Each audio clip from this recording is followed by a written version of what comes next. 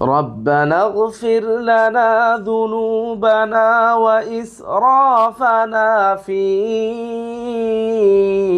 أمرنا وثبت أقدامنا وانصرنا على القوم الكافرين.